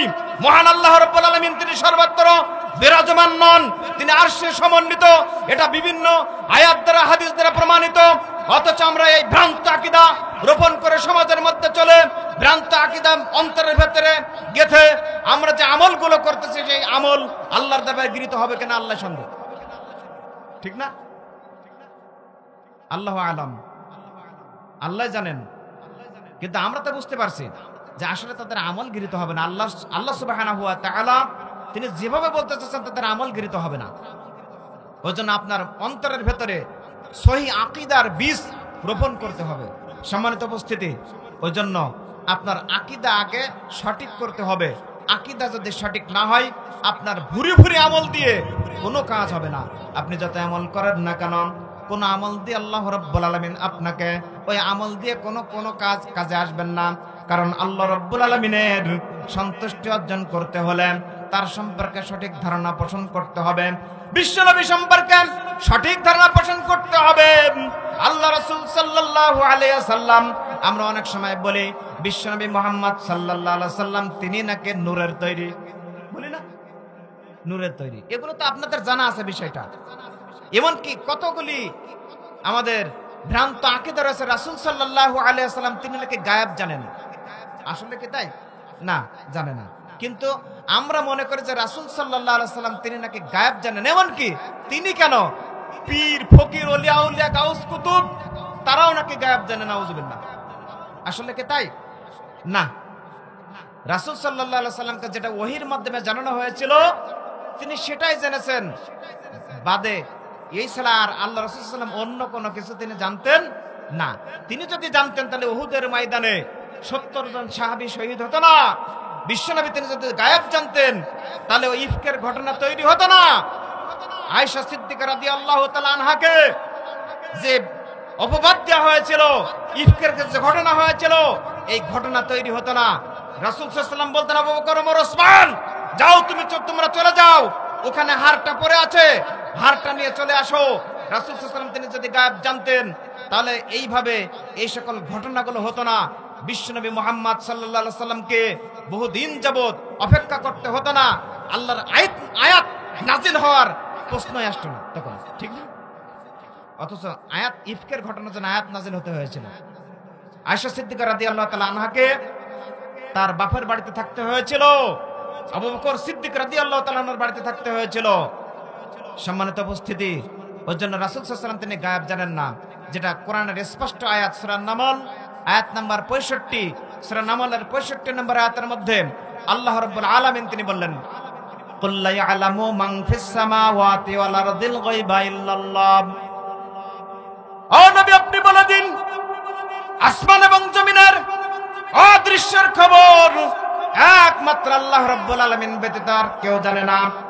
কোন ওলি জানে না, কোন আউলিয়া জানে না, কোন গাউস কুতুব কেউ জানে না, নবী রাসূল তারা তো জানেনই না, ফকির পীর ওলিয়া উলিয়া কেউ জানে না। আমাদের ওদিকে দেখবেন যে অনেক সময় আমাদের ওদিকে ফকির আছে, ফকির, আমাদের কবিরাজ বলে কবিরাজ। যদি গরু হারিয়ে যায়, যদি কারোর স্বর্ণের কোনো কিছু হারিয়ে যায়, তখন ওই ফকিরের কাছে চলে যায়, পীরের কাছে চলে যায়, বা ওই কবিরাজের কাছে চলে যায়, গিয়ে বলে, ফকির বাবা, ও কবিরাজ বাবা, একটু বাটি চালক দিয়ে দেন, একটু আপনি আয়না ভরণ করে দেন। বাটি চালক আয়না ভরণ করে দিয়ে আপনি একটু আমার গরুটা বা আমার জিনিসটা কোথায় আছে আপনি একটু বলে দিন। আছে না এরকম? আপনাদের দিকে না থাকতে পারে, কিন্তু আমাদের দিকে এরকম ছিল। আমাদের দিকে বিভিন্ন কবিরাজ ছিল, কবিরাজের বাড়িতে যাওয়া হতো, আয়না ভরণ করে দেখা হতো কোথায় গরু রয়েছে। বুঝতে পেরেছেন? আয়না ভরণ দিয়ে বাটি চালক দিয়ে দেখা হতো কোথায় আপনার স্বর্ণ কোন পথ দিয়ে চোর নিয়ে চলে গেছে, ঠিক না? তুলসী আনা হতো, হাত চালক দেওয়া হতো। এগুলো আমাদের সমাজের মধ্যে আছে না নাই? এই ধরনের ভ্রান্ত আকীদা আমরা রোপণ করি, আমরা পোষণ করতেছি। রাসূল সাল্লাল্লাহু আলাইহি ওয়াসাল্লাম তিনি গায়েব জানেন না, পীর ফকির ওলি আউলিয়া কেউ গায়েব জানে না, কোন নবী রাসূল গায়েব জানতেন না। যেটা আল্লাহ ওহীর মাধ্যমে জানিয়ে দিতেন ঠিক সেটাই জানতেন। ওই জন্য আয়েশা সিদ্দিকা রাদিয়াল্লাহু তাআলা আনহা তিনি বললেন, সহিহ বুখারী হাদিস নাম্বার 7380 নম্বর হাদিস, আল্লাহ রাসূল সাল্লাল্লাহু আলাইহি ওয়াসাল্লামের প্রাণপ্রিয় স্ত্রী আয়েশা সিদ্দিকা রাদিয়াল্লাহু তাআলা আনহা বলেন, মান হাদ্দাসাকা আন্নাহু ইয়ালামুল গায়ব, কোন ব্যক্তি যদি বলে, কোন ব্যক্তি যদি এই বর্ণনা করে আল্লাহ রাসূল সাল্লাল্লাহু আলাইহি ওয়াসাল্লাম তিনি গায়েব জানেন, বিশ্বনবী মুহাম্মদ সাল্লাল্লাহু আলাইহি ওয়াসাল্লাম তিনি গায়েবের খবর রাখেন, তাহলে ফাকাত কাযাবা, সে মিথ্যা কথা বলছে, সে মিথ্যুক। কি বলছে? আয়েশা সিদ্দিকা রাদিয়াল্লাহু তাআলা আনহা তিনি বলছেন, সহিহ বুখারী হাদিস নম্বর 7380 লিখে নেন, 7380। তিনি বলছেন, আয়েশা সিদ্দিকা রাদিয়াল্লাহু তাআলা আনহা তিনি বলছেন, যদি কোনো ব্যক্তি বলে রাসূল সাল্লাল্লাহু আলাইহি ওয়াসাল্লাম তিনি গায়েবের খবর রাখেন, তাহলে ফাকাত কাযাবা, সে মিথ্যা কথা বলছে, সে মিথ্যুক। রাসূল সাল্লাল্লাহু আলাইহি ওয়াসাল্লাম তিনি মৃত্যুবরণ করেন নাই, অথচ আমরা বলি না তিনি জিন্দা নবী। তিনি জিন্দা নবী, তিনি কবরে জীবিত আছেন। হ্যাঁ, জীবিত আছেন, সেই জীবিত দুনিয়ার জীবিতের সঙ্গে একত্রিত এক করলে হবে না, হবে? সম্মানিত উপস্থিতি, আমরা মনে করি এই সমাজের মধ্যে কত ভ্রান্ত আকীদা আমরা রোপণ করে চলছি, আর মনে করি যে আমরা একজন পাক্কা ইমানদার, ঠিক না? কিন্তু আসলে তা পাক্কা ইমানদার হতে হলে আপনার ভিত্তি আগে ঠিক করতে হবে, আপনার ভিত মজবুত করতে হবে। যতই আপনি 10 তলা 20 তলা দালান দেন না কেন, আপনার ভিত যদি ঠিক না থাকে তাহলে রানা পেরাতের মতো ধসে পড়বে, ঠিক না? রানা পেরাতের মতো ধসে পড়বে। ভিত ঠিক রাখতে হবে। আপনার আকীদা ফাউন্ডেশন মজবুত যদি না হয়, আকীদা যদি মজবুত না হয়, তাহলে কিন্তু সমস্যা আছে। ওইজন্য আমরা আকীদাকে গুরুত্ব দেই না, দৃঢ় বিশ্বাসকে গুরুত্ব দেই না। আল্লাহ সম্পর্কে, রাসূল সাল্লাল্লাহু আলাইহি ওয়াসাল্লাম সম্পর্কে সঠিক ধারণা আমাদের নেই, এটা আমাদের ঠিক করতে হবে। যদি আমরা ঠিক না করতে পারি, মহান আল্লাহ রাব্বুল আলামিন তিনি কিন্তু আমাদের কিয়ামতের দিন ক্ষতিগ্রস্ত বান্দাদের অন্তর্ভুক্ত হিসেবে গণ্য করে দিবেন। ওইজন্য আমরা যেন ক্ষতিগ্রস্ত বান্দাদের অন্তর্ভুক্ত না হই, মহান আল্লাহ রাব্বুল আলামিন তিনি আমাদের সেই তৌফিক দান করুন, আল্লাহুম্মা আমিন। সম্মানিত উপস্থিতি, আমরা অনেক সময় দেখি দুনিয়ার মোহে, দুনিয়ার চাকচিক্যের মোহে পড়ে আমরা এই দিন সম্পর্কে অজ্ঞ হয়ে যাচ্ছে, ঠিক না? দুনিয়ার চাকচিক্যের মোহে পড়ে আছি আমরা, দুনিয়ার ধন সম্পদের মোহে পড়ে আছি, সন্তান সন্ততির মোহে পড়ে আছি, অথচ আল্লাহ রাব্বুল আলামিন তিনি বললেন, বাল তুসিরুনাল হায়াতাদ দুনিয়া ওয়াল আখিরাতু খায়রুন ওয়া আবকা। আল্লাহ বললেন সূরা আলা আয়াত নম্বর 87, সূরা আলা 87 নম্বর সূরা 30 নম্বর পারার 16 এবং 17 নম্বর আয়াতের মধ্যে মহান আল্লাহ রাব্বুল আলামিন তিনি বললেন যে বাল তুসিরুনাল হায়াতাদ দুনিয়া, বরং তোমরা দুনিয়াবী জীবনটাকে বেশি প্রাধান্য দিতে চাও, ওয়াল আখিরাতু খায়রুন ওয়া আবকা, আর পরকালীন জীবনটা তোমাদের জন্য অধিকতর মঙ্গলজনক এবং চিরস্থায়ী একটা জীবন। দুনিয়ার জীবনটাকে প্রাধান্য না দিয়ে পরকালীন জীবনটা যদি তোমরা প্রাধান্য দিতা, তাহলে তোমাদের এই পৃথিবীর মধ্যে সন্তান সন্ততির মোহে পড়ে, ধন সম্পত্তির মোহে পড়ে তোমরা এই সালাত সিয়াম হজ যাকাত, এক কথায় দিনকে তোমরা পরিত্যাগ করতে পারতে না। আমরা দিন সম্পর্কে অধিক মানুষ অজ্ঞ, ঠিক কিনা? দিন সম্পর্কে অজ্ঞ না? আমরা দিন সম্পর্কে তো বুঝি না, অথচ আমরা মুসলমান, ইসলাম সম্পর্কে আমরা জানি না।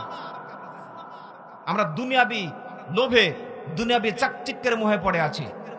ওই জন্য আল্লাহ রাব্বুল আলামিন তিনি স্পষ্ট ভাষায় আমাদেরকে বললেন, ইয়া আইয়ুহাল্লাযীনা আমানু লা তুলহিকুম আমওয়ালুকুম ওয়ালা আওলাদুকুম আন যিকরিল্লাহ ওয়া মান ইয়াফআল যালিকা ফাউলাইকা হুমুল খাসিরুন। আল্লাহ রাব্বুল আলামিন তিনি বললেন সূরা মুনাফিকুন 63 নম্বর সূরা 30 নম্বর পারার 9 নম্বর আয়াতের মধ্যে আল্লাহ রাব্বুল আলামিন তিনি বললেন, হে বিশ্বের ইমানদারগণ, লা তুলহিকুম আমওয়ালুকুম ওয়ালা আওলাদুকুম আন যিকরিল্লাহ, আল্লাহ রাব্বুল আলামিনের জিকির থেকে, মহান আল্লাহ রাব্বুল আলামিনের স্মরণ থেকে তোমাদের সন্তান সন্ততি এবং ধন সম্পত্তি তোমাদেরকে যেন বিরত না রাখে।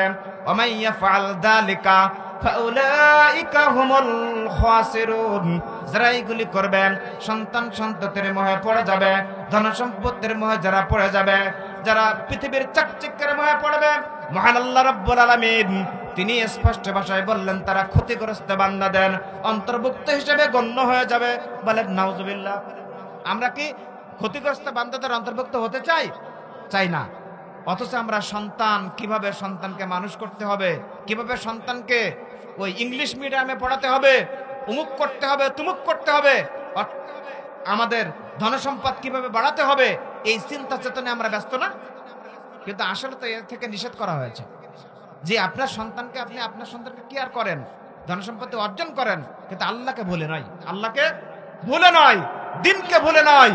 অথচ আমরা দিন দুনিয়া মানে দিন ভুলে দুনিয়াকে পাওয়ার আশায় সন্তান সন্ততির মোহে পড়ে দুনিয়া পাওয়ার জন্য আমরা ব্যতিব্যস্ত আছি, ঠিক না? অথচ আপনি যখন মৃত্যুবরণ করবেন, মৃত্যুবরণ করার সঙ্গে সঙ্গে আপনার সমস্ত কিছু, আপনার সমস্ত আমলের দরজা বন্ধ হয়ে যাবে। 3টি আমলের দরজা ব্যতীত সমস্ত আমলের দরজা বন্ধ হয়ে যাবে।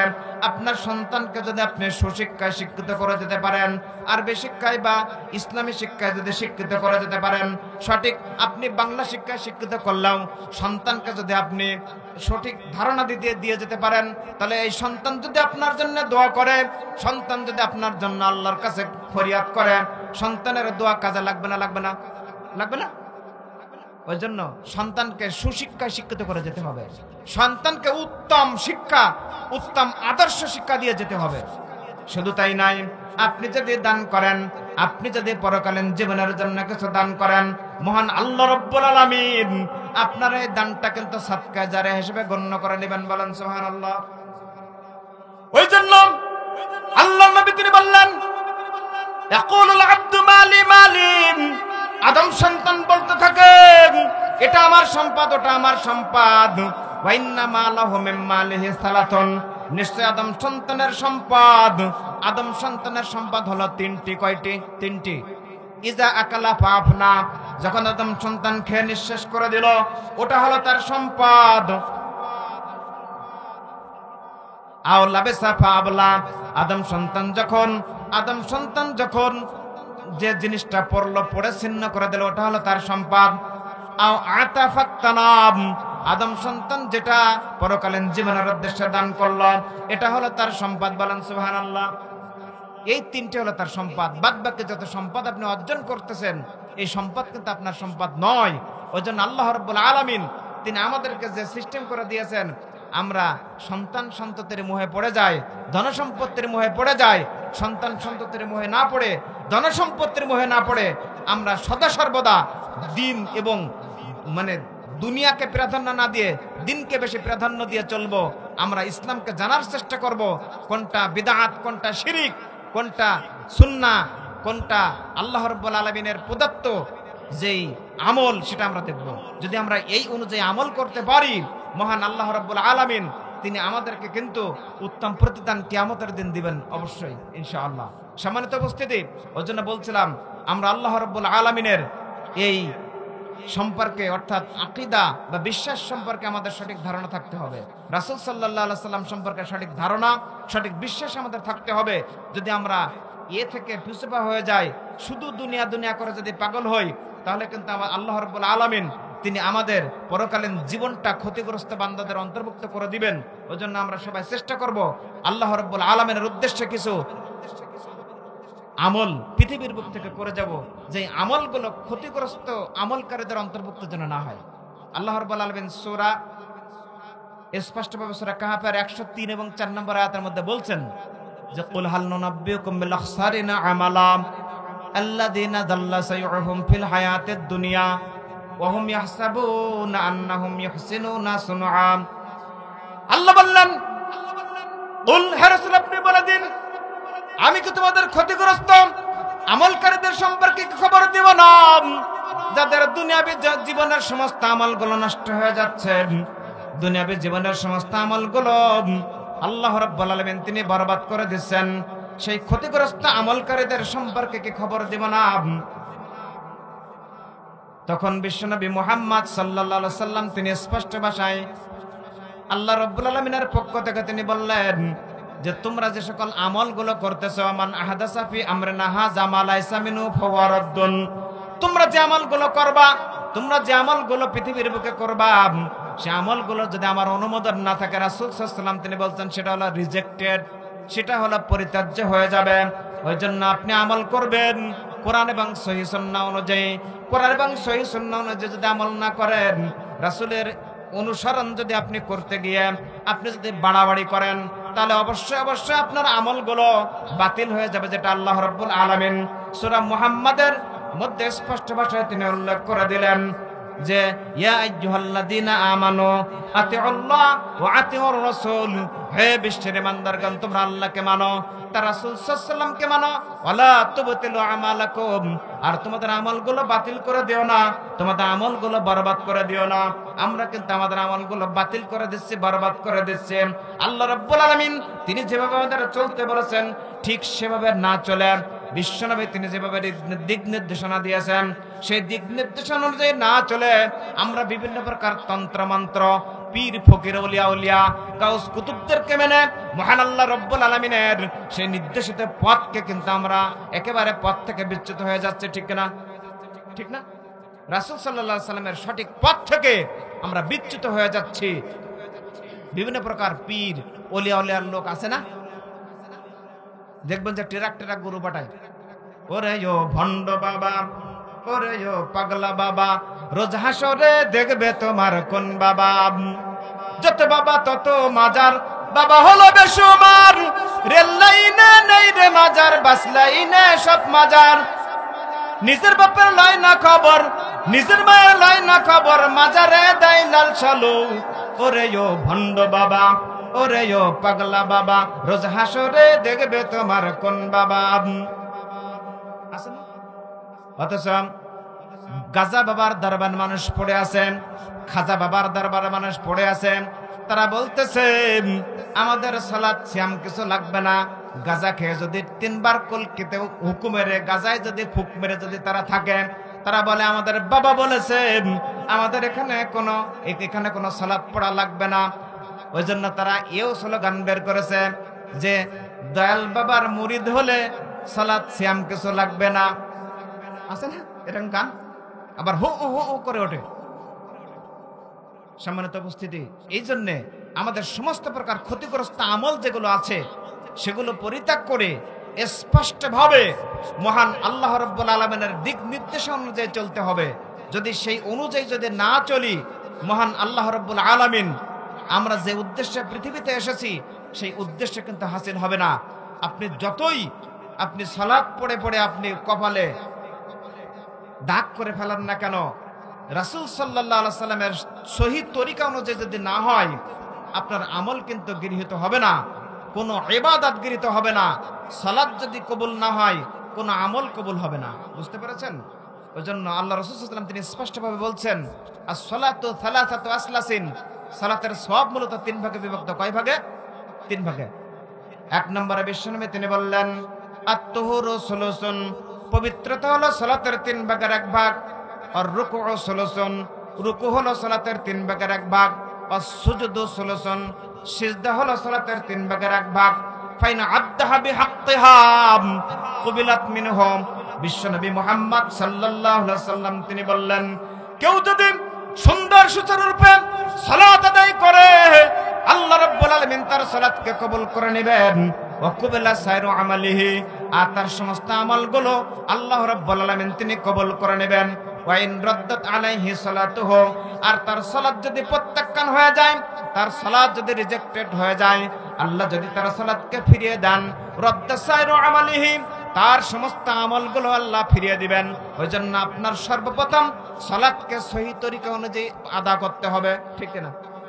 আপনি যদি জায়নামাজের পাটিতে দাঁড়াই বলেন না ইন্নী ওয়াজজাহতু ওয়াজহিয়া লিল্লাযী ফাতারাস সামাওয়াতি ওয়াল আরযি হানিফা ওয়া মা আনা মিনাল মুশরিকিন, সব শেষ। জায়নামাজের কোনো দোয়া আছে নাই? নিয়াত আছে না? কিয়ামত পর্যন্ত নিয়াতের কেউ প্রমাণ দিতে পারবে না, জায়নামাজের দোয়ার কেউ প্রমাণ দিতে পারবে না। আসুক এই মঞ্চে উঠে আসুক, যে না জায়নামাজের দোয়া এই হাদিস দ্বারা প্রমাণিত, হুজুর এটা জায়নামাজের দোয়া হাদিস দ্বারা প্রমাণিত, কিয়ামত পর্যন্ত সুযোগ দেওয়া হলো কেউ আসতে পারবে না ইনশাআল্লাহ।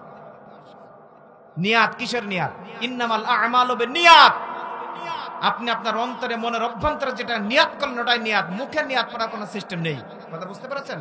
শুধু এক জায়গায়, সেটা কি? হজ্জের তালাবিয়া পাঠ, ঠিক না? আর আপনি কিসের নিয়াত পড়বেন? নিয়াত পড়ার কথা নয়, নিয়াত করার কথা। আপনি অন্তর দিয়ে নিয়াত করবেন, এটাই আপনার জন্য সিস্টেম করে দিয়েছেন।